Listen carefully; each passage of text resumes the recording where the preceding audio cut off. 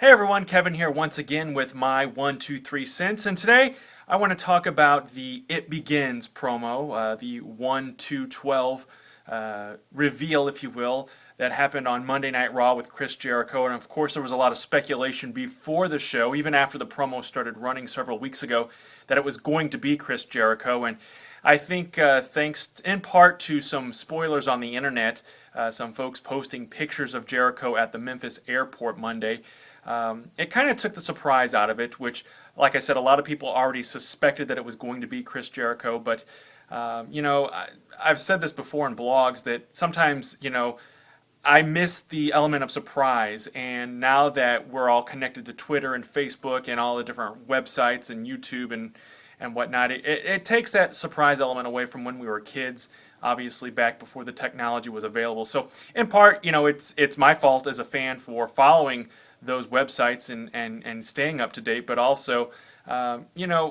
we made a conscious decision not to post the pictures or reveal who was at the airport, on purpose for some folks who maybe did want to have that element of surprise. So the reveal, of course, came off, and Chad wrote a blog about it, and after going back and actually watching the segment this morning, I'm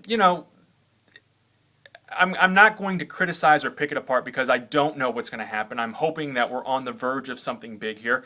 I'm not crazy, as I've mentioned before in blogs and other posts, about guys from the past coming back and kind of taking the spotlight from guys who are busting their butts day in and day out, and women for that matter. It happened last year with Snooki and Trish at WrestleMania.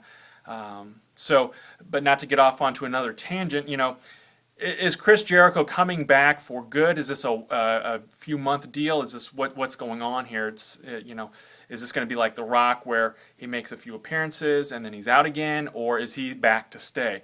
And if he's back to stay, then I don't have a problem with him kind of getting back into the mix of the main event and whatnot. And I know Chad had commented on the jacket, and it did look like Jeff Jarrett from circa 1993, 94, somewhere in that era, with the country singer gimmick. But personally, I like the jacket. I would definitely wear something like that if I could pull it off in public. I thought it was pretty cool. But anyway, there's speculation, there's rumors that it's going to be Punk and Jericho at WrestleMania.